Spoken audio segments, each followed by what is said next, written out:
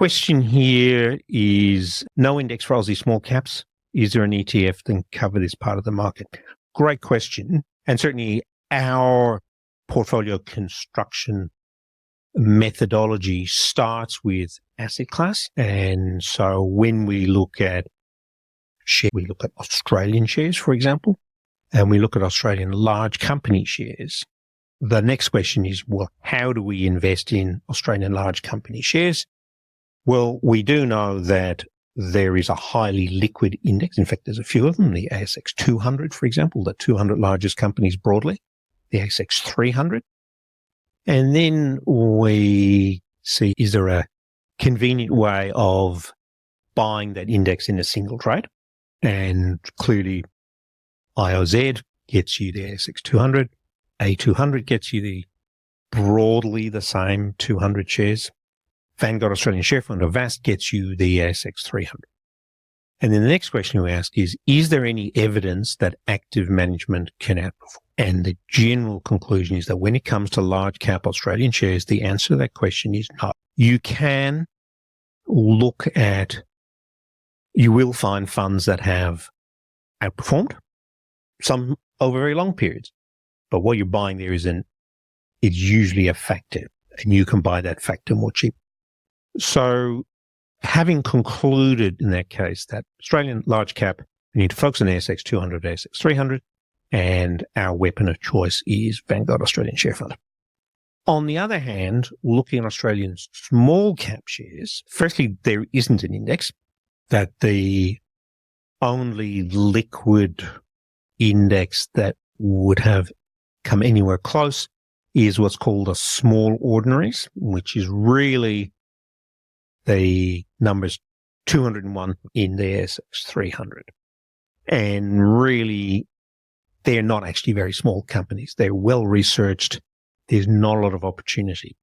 The real opportunity lies outside the ASX 300. And there's about another 1,800 companies listed on the Australian Stock Exchange outside the 300. And that's where the opportunity for active management to outperform. And active management is difficult to implement in an ETF. It can be implemented in a LIC structure. And so you really need to start looking at the unlisted fund market to get access to that space. And because it's an area where manager style can be important, you generally want to be mixing a couple of managers there. So you need to find a fund that invests outside the 300, that has a defined process and applies that rigorously. And then you need to mix it with one or two other funds which will have slightly different styles, which gives you the returns from the sector you need. So broadly, the answer to your question, Liam, is that absolutely there is no index.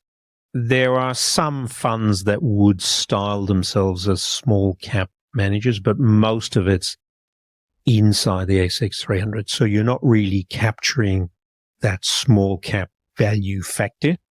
So you've really got to go looking for the unlisted funds markets. And they're fairly inconvenient and difficult to buy as an individual. You generally need to be, you buy them direct from the manager, but most of them have minimum investment hurdles. So if you're allocating, say, 10% of your portfolio to Australian small caps, or even 15%, and you're going to split that between 2 or 3 managers, now you're looking at a 5 to 7.5% allocation. So if the minimum hurdle is 50,000, you've got to be investing $1 million. You have to have $1 million portfolio to be able to go and do that. And administratively, that's not simple. So you really need to be using a platform to be able to get there.